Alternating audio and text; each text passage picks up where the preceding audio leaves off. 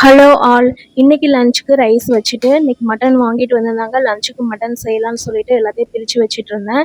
எப்போவுமே 2 பகுதியாக பிரிச்சுருவேன். ஒன்று வந்து சாஃப்டாக இருக்கிறது, நல்லா மென்று சாப்பிடக்கூடியது. இன்னொன்று வந்து எலும்புகள்லாம் தனியாக வச்சுருவேன்.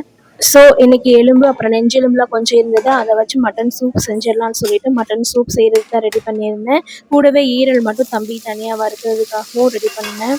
எந்த ஐட்டம் குயிக்காக செய்வீங்க, வெஜ்ஜா நான்வெஜ்ஜான்னு கேட்டிங்கன்னா, என்னைய பொறுத்த வரைக்கும் எனக்கு நான்வெஜ்ஜாக இருந்தால் குயிக்காக செஞ்சு முடிச்சிடுவேன். மட்டன் குழம்பை விட மட்டன் சூப் சீக்கிரமே செஞ்சிடலாம். இதுக்கு வந்து நிறையா மசாலாவும் போடணும்னு அவசியமும் கிடையாது. மசாலாவை பொறுத்த வரைக்கும் வீட்டிலேயே அரைச்ச மசாலா தான் யூஸ் பண்ணுவேன். நான் இந்த டைம் வந்து நான் சொன்னேன் இல்லையா, 1 இயர் வந்து குக் பண்ணல, அதுக்கப்புறம் 4 மந்த்ஸ் அம்மா வீட்டுக்கு போயிட்டேன் அப்படின்னு சொல்லிட்டு.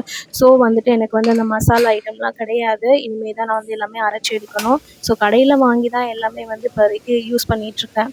சைட் பை சைடு கொஞ்சம் காரம் இல்லாமல் பட்டுவுக்கு வந்துட்டு கொஞ்சம் ஈரல் மட்டும் பொரிச்சுக்கலான்னு எடுத்துருவேன். நான் இப்போ என்ன பண்ணுவேன்னா, ஈரல் பொரிச்சிட்டு ரொம்ப காரமாக இருக்குது அப்படின்னு சொன்னான்னா அப்படியே வந்துட்டு கொஞ்சம் வாஷ் பண்ணிவிட்டு கொடுக்க ஆரம்பிப்பேன். அப்போ தான் சாப்பிடுவான். இல்லைன்னா காரமாக இருக்குன்னு சொல்லிட்டு சாப்பிட மாட்டான்.